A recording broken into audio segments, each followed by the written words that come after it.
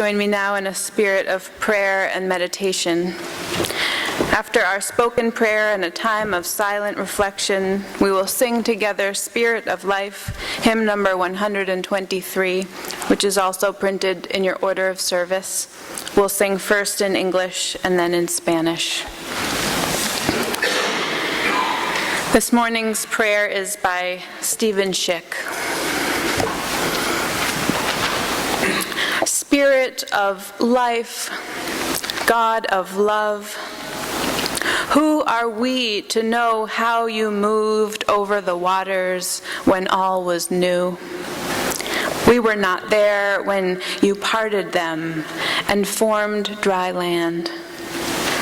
We didn't hear you cry with joy when earth gave birth to life, or when love began to grow in the human heart. Your longing for hope created this vast diversity of beings with whom we now share our days. Spirit of perpetual creation and recreation, help us to see past our pride to what we have done.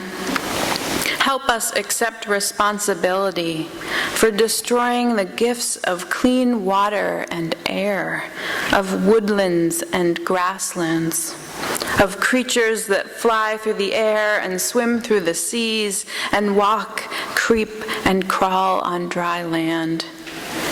Help us to gather the seeds of humility and join you in renewing our earth. Amen.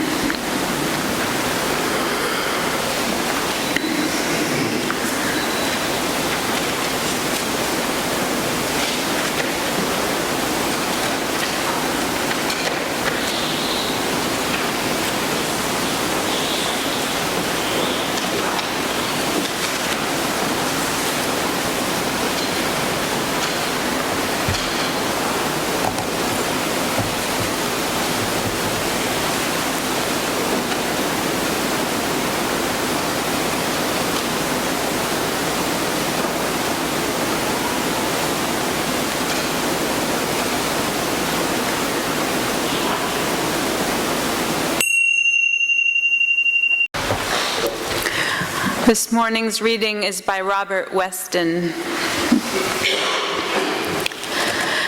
Out of the stars in their flight, out of the dust of eternity, here we have come. Stardust and sunlight, mingling through time and through space. Out of the stars have we come, up from time. Out of the stars have we come. Time out of time, before time in the vastness of space, earth spun to orbit the sun, earth with the thunder of mountains newborn, the boiling of seas. Earth warmed by sun, lit by sunlight, this is our home. Out of the stars have we come. Mystery hidden in mystery, back through all time, mystery rising from the rocks in the storm and the sea. Out of the stars, rising from rocks and the sea, kindled by sunlight on earth, arose life. Ponder this thing in your heart, life up from sea, eyes to behold, throats to sing, mates to love. Life from the sea, warmed by sun, washed by rain. Life from within, giving birth, rose to love. This is the wonder of time. This is the marvel of space. Out of the stars swung the earth. Life upon earth rose to love. This is the marvel of life, rising to see and to know. Out of your heart cry wonder. Sing that we live.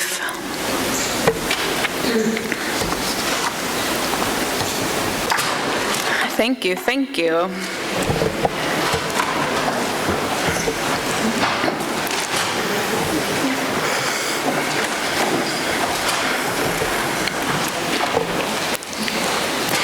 In the beginning, God created the heavens and the earth.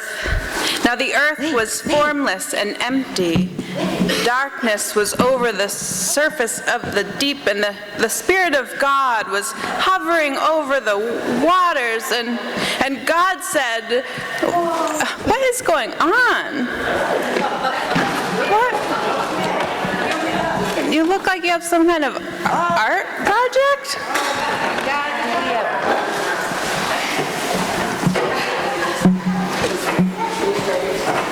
We do. We have a very special project. We have built our boat for the homemade boat race. Show the little person, turn it around. And there's even someone sailing it. But now it's time for us to get rid of the materials. So, I think that would be fine. Why not? Just throw the whole thing in the... Whoops. Oh no, it's the ranger. It's the recycling ranger. Cycle ranger, and I travel far and wide to and fro here and yon throughout the Outer Cape to educate people about recycling. And I'm wondering if you guys would like to learn about recycling. From you, yes. Oh, thank you, honey. And how about this group? They look like a smart, intelligent, and really cute, good-looking group of people. Would you like to learn about recycling here at the, what's the name of your church here? Oh, great. Well, we've got some ideas here. So we have a list. I keep a list of things, of what you do recycle and what you don't. Does anybody get confused about it? Yeah. Well, we've got this list. So let's start by a few things in this bag, and maybe you could help us. Allison, would you hold the list up so they could read it? Thank you. So things that can be recycled are like plastic utensils, paper bag. Where do you think the paper bag would go? Trash or recycling? All right, let's put that in. Woo! All right, let's see. So you guys got 1 point. Let's see, what about a can? Oh, awesome! Oh, this is a very smart group of people. Aluminum cans? Okay. Oh, back for 5 cents. Back for 5 cents, right? You could, plastic bottles, redeem, or recycling. Yes. Get something hard out of there. Can you go get that? Yes, and Allison loves to drink her hot coffee and her iced coffee. And no, not in the recycling, dear. What do you think? What should we do with this group? Okay. What about there's something in it that might not be recycled? Straws cannot be. Actually, try not to get single-serve straws. Bring your own and use it forever. Yeah. So, trash, recycle. Seems like everything in this church could be recycled. Tinfoil? Oh, wow. How about coffee cups? Coffee cups. Coffee, all the things from the church. Yes. Yeah, right in the recycling. How about a little bit of Haagen-Dazs ice cream? Ooh. What do you think? It's cleaned out. Yep. It's cleaned Yep. out. And if you have a piece of cake, Ranger. then yes. When in doubt. Do you ever have cake in this church or snacks? You can scrape the cake into the trash and then you can recycle. As a matter of fact, I did snoop into your trash, and I know you're not the only people who use this church, but almost everything in your trash can could have gone in the recycling. Should be recycled. Coffee cups. No, I know other groups use this, so maybe it's not your fault. And our final few things. We have Recycle. recycling, little plastic cover. So, Recycle. and Excellent. the last few things. Toilet paper. All right. We recycle everything when it comes to the toilet. So the last and final thing, the paper bag, the plastic bag. No, we have to recycle, I mean, we have to throw it away, which is really sad. Everything's in it. So the point is, almost everything in this church can be recycled. Thank you. We've been finding an awful lot of recyclable items in our trash lately, so we wanted to give you a little bit of a reminder, but can I get back to my sermon now? Careful, you don't know what. Let's try this again. In the beginning, God created the heavens and the earth. Now the earth was formless and empty. Darkness was over the surface of the deep, and the Spirit of God was hovering over the waters. And God said, Excuse me, sorry, I don't mean to interrupt you, but it's important, Kate. Andres, is that come Zoe with me. Lewis? Sorry. Hello, everyone. This is Andres, and I was very impressed by the recyclers, and I felt the urge to play a song. On the piano, I do apologize, because I was interested about the things. I didn't know tin foil could get recycled. And the straws, millions and millions and millions of straws are used and just thrown away. And we don't really need straws, do we? We can go like this, unless we've been to the dentist, or there's some times when we need a straw, but really. And we do the beach cleans around here. Have you cleaned the beach ever? Do you ever pick up plastic on the beach? Good boy. Give a round of applause for Andres. And of course, all the plastic that we find on the beach, it goes off into the currents if we don't pick it up. And it goes out to the gyres. You know the gyres, there are 5 gyres in our beautiful oceans. And the plastic becomes small, but it never breaks down. It becomes what they call plastic smog, or plastic soup. And apparently the Northern Garbage Patch, which is in the North Pacific, well, it used to be plastic floating around the size of Texas. Now it's 2 times the size of Texas. What do you say about plastic pollution? Hold it up, Andres. What do you say about plastic? Yes, all right, Andres. You've got to put some feeling into this, because you don't like plastic pollution, do you? No, thank you. You could even dance during this, Andres. Yes, that's good. So we have a little song, and there's lots of screaming out no. Even though it's a positive community here, we're going to yell out no today. Because we can't stop it. We can stop using plastic. We can cut down at least on plastic. We don't have plastic bags now. It's great in P-Town, all on the Outer Cape. Thank you for that. If we look at what we use, and if we just pick up 3 things every time we go to the beach, we can make a dent. We are tremendous. We can change the world. We can. We can change the government, even. I'm just saying.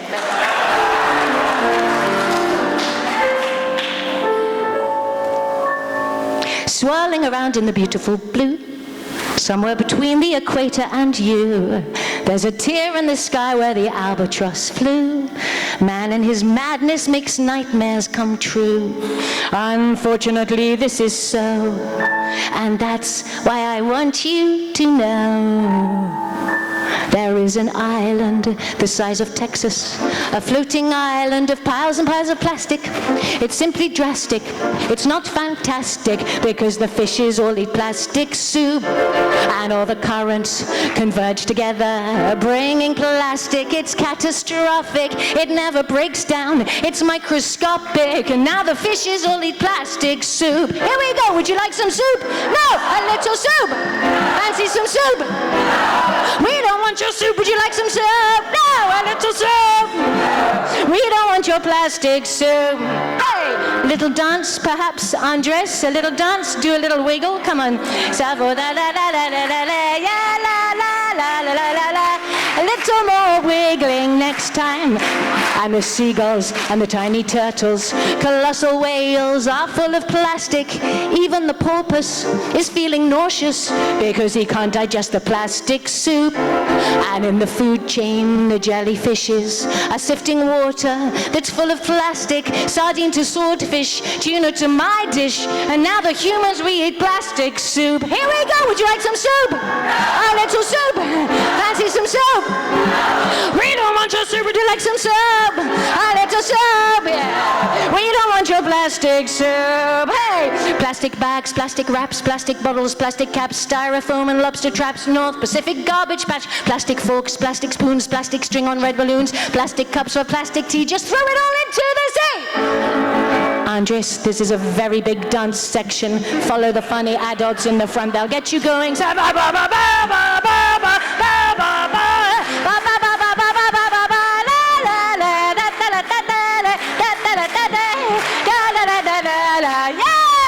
And the solution to this pollution: stop using plastic, cut down on plastic, change your behavior, you'll be a savior. We can save the world from plastic soup. Here we go, would you like some soup? A little soup. Fancy some soup? We don't want your soup, would you like some soup? A little soup. We don't want your plastic, we don't want your plastic, we don't want your plastic soup.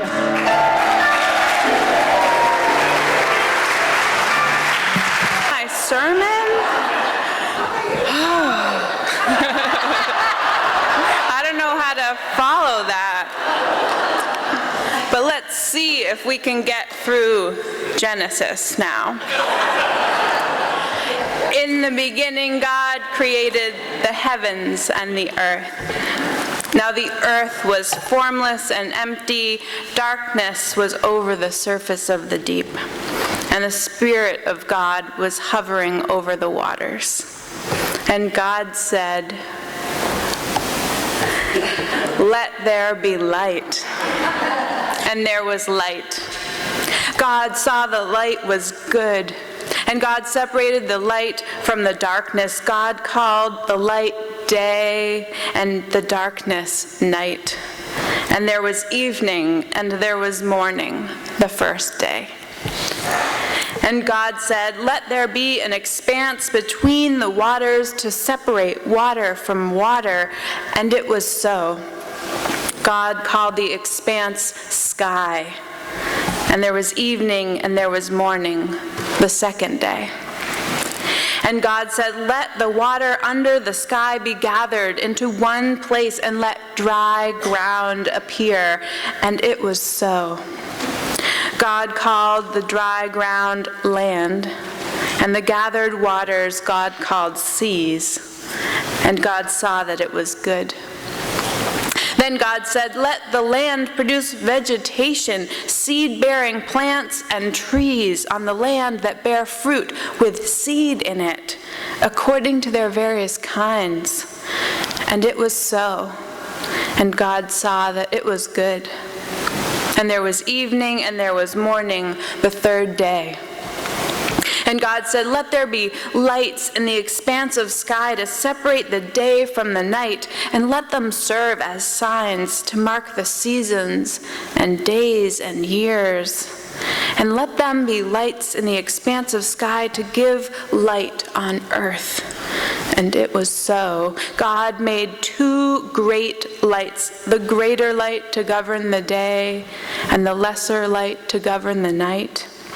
And God also made the stars. And God saw that it was good. And there was evening, and there was morning, the fourth day. And God said, "Let the water teem with living creatures, and let birds fly above the earth across the expanse of the sky." God blessed them and said, "Be fruitful and increase in number and fill the water in the seas, and let the birds increase on the earth." And there was evening and there was morning, the fifth day. And God said, "Let the land produce living creatures according to their kinds, livestock, creatures that move along the ground, and wild animals, each according to its kind." And it was so. And God saw that it was good. Then God said, "Let us make man in our image, in our likeness, and let them rule over the fish of the sea and the birds of the air, over the livestock, over all the earth, and over all the creatures that move along the ground." So God created man in God's own image, male and female. God blessed them and said to them, "Be fruitful and increase in number, fill the earth, rule over the fish of the sea and the birds of the air, and over every living creature that moves on the ground." God saw all that God had made, and it was very good. And there was evening, and there was morning, the sixth day. This glorious creation story comes from the first chapter of Genesis in the Hebrew Bible. And you can find other creation stories from all of the world's religious traditions, and some spectacular ones from science.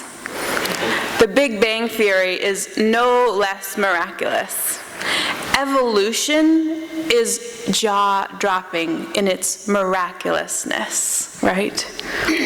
You see, every religious tradition and every scientific inquiry throughout history has been fascinated by the beginnings of our world, because it is just so amazing that we are here, that our planet sustains life, that there is such a rich diversity of creatures on land and sea and in the air. And although those stories differ, and in some creation takes 6 days, and in some it takes billions of years, all the stories seem to agree. The earth is a miraculous, holy thing. And we are so lucky to be here. And we must be careful stewards of this gift. If all that a religion does is make us grateful for this planet and use that awe to inspire greater care for the environment, for God's creation, for the precious result of billions of years of chemistry and evolution, I'd say that is a worthy religion. And I hope that being good stewards of the earth is an important part of your faith life here at the UU Meeting House of Provincetown. We decided to have some fun with this service today because earth stewardship can be a difficult topic these days. There's so much to worry about. Americans discard over 33 million tons of plastic each year. And only 6% of that, Recycling Ranger, only 6% of that is recycled. And 7% or so is combusted in waste-to-energy facilities. But the rest ends up in landfills where it can take up to 1,000 years to decompose. Or Zoe, it ends up in our oceans. But we can't focus on our despair, because our despair doesn't lead to change.